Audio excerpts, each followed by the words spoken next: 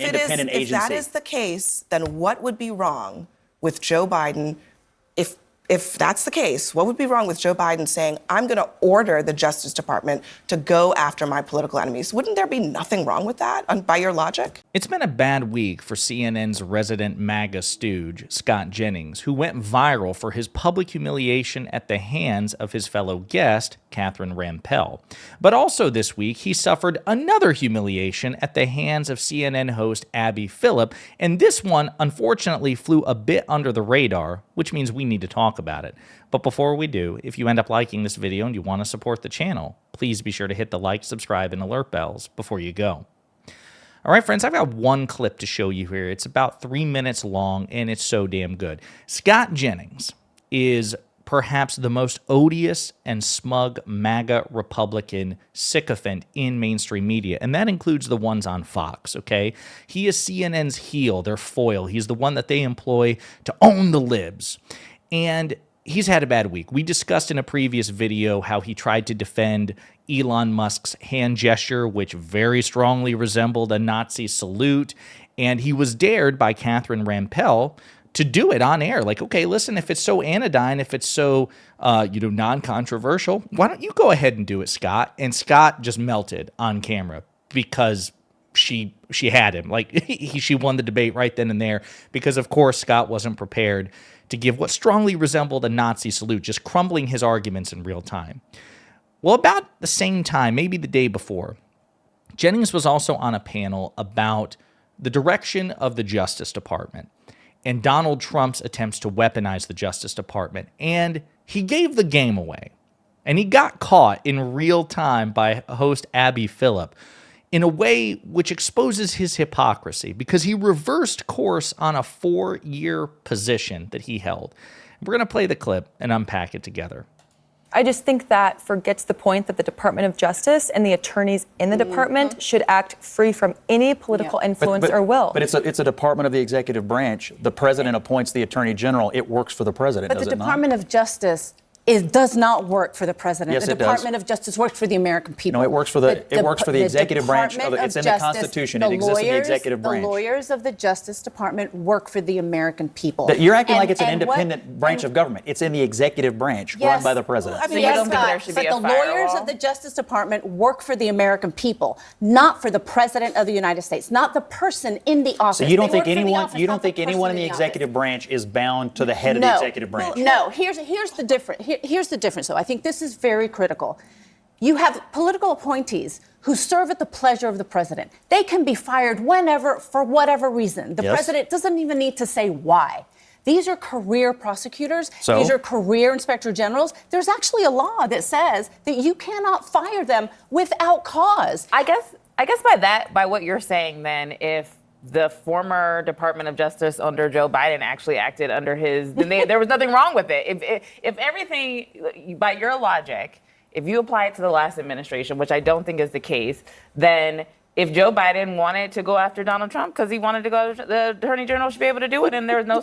So I want you to see this. We're going to play the rest of it in just a second, but the first person to speak was Ashley Akers, who was a former DOJ prosecutor, and she resigned in protest over recent moves in the Trump administration, which will weaponize the DOJ.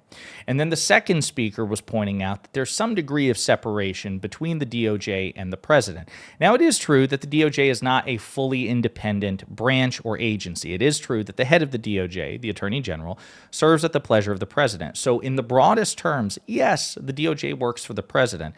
But we've had this tradition for decades, and actually some federal statutes to go along with it since Nixon, that we want some degree of separation. We don't want the president, a politician, to be dictating arrests, dictating investigations, because that's the politicization of justice. We don't want Republicans to do it. We don't want Democrats to do it.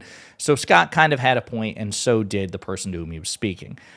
But as Ashley Williams, who is currently speaking, is pointing out, Scott, hand-waving all of Trump's moves in the DOJ, saying, well, he's their boss, he's the president, then that would mean that when Joe Biden was president, he could have ordered Donald Trump to be investigated, and by Scott's own logic, there's nothing wrong with that, even though Scott, of course, for years maintained a very different position. So again, you can see him He's not stupid. He's processing this in real time, that she's closing the trap on him, that she's backing him into a corner.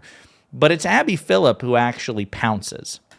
They did go after Donald Trump because Joe Biden didn't want to do it. He had a special prosecutor. He had But at the order But then of the why president. is it wrong? Then why is it like? Hold on, Scott. You just said something that's not correct. What? You tried to slip it in there. You said at the order of the president. That is completely false. He did not appoint the prosecutor? It is completely false that Joe Biden ordered the creation of someone to investigate Donald Trump. That did not happen. No. What do you? I mean, you just said that, and that didn't happen. They had a special and I think prosecutor under the Biden administration that went after Donald Trump. They did not. Under the order of the president.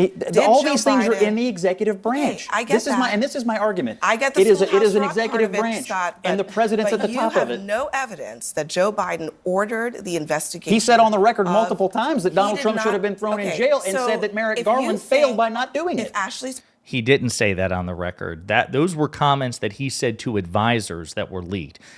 President Biden, at no press conference and no public remarks, said that Donald Trump should be investigated, prosecuted, and thrown in jail, whereas we have plenty of evidence of Donald Trump publicly and privately pressuring his DOJ to investigate Biden back in 2020 when Trump was president and Biden was just simply an ex-vice president running for office.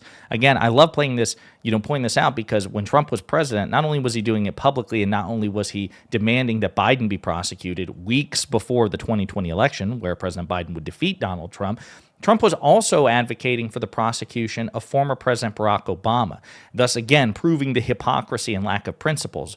Donald Trump and Republicans are all for prosecuting former presidents. They just don't want Trump to be prosecuted. Again, they're unprincipled, hypocritical losers who should be made fun of, Scott chiefly among them. But again, you see how he's been caught in the lie.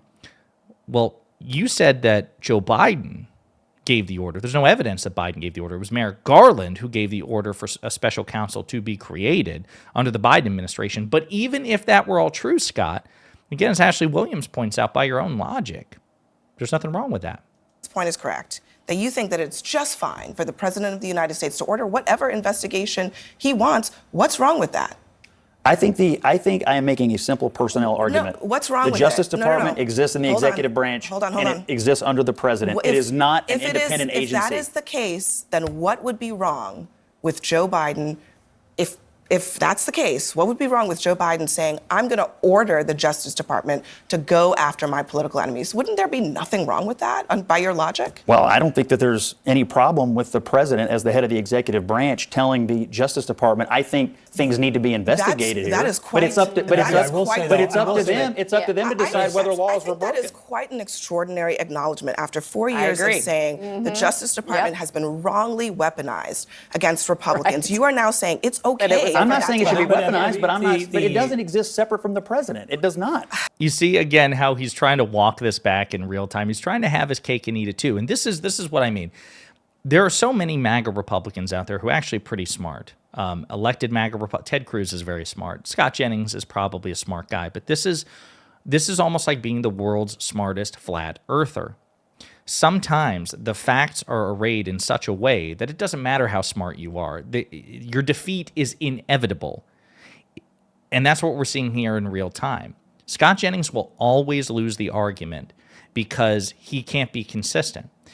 What he wants, just very plainly, is for a different set of rules for Democratic administrations and Republican administrations. Basically, what he wants is the presidency to have some reserve powers, some special authorities that are only ever unlocked when a Republican is in charge. So if you have a Democratic president, then it is not acceptable under any circumstances for a Democratic administration's Justice Department to ever investigate or prosecute a Republican. It can't happen. No matter what you have the evidence of them doing, no matter how egregious the crime is, you just can't do it because they're your political opponents, and it's banana republic shit to go after your political opponents. You just can't do it.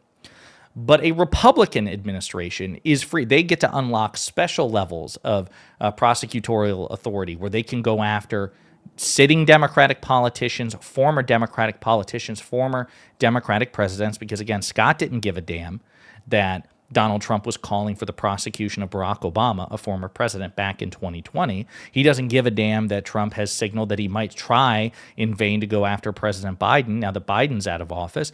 They don't care. They can't win when the standards are the same. That is why they so desperately employ double standards. And they want you, viewer, not just conservative, not even just independent or moderate or centrist, but they even want liberals.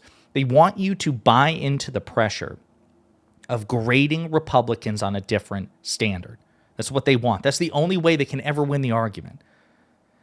Don't fall for it. And that's what you see in real time. Scott's chickens are coming home to roost, so to speak, because he spent years falsely claiming that the Biden administration was illegally, unconstitutionally, unlawfully, unethically, corruptly prosecuting their political opponents and Donald Trump. Now he's saying it's actually not corrupt, it is ethical, it's perfectly constitutional for a Republican president to act in a way so as to politicize and weaponize the Justice Department. The double standards are thick, and remember, that is the only way they can ever win. If you hold their feet to the fire and say pick a standard, they will always lose. It's just that simple. In the meantime, let me know what you think in the comments.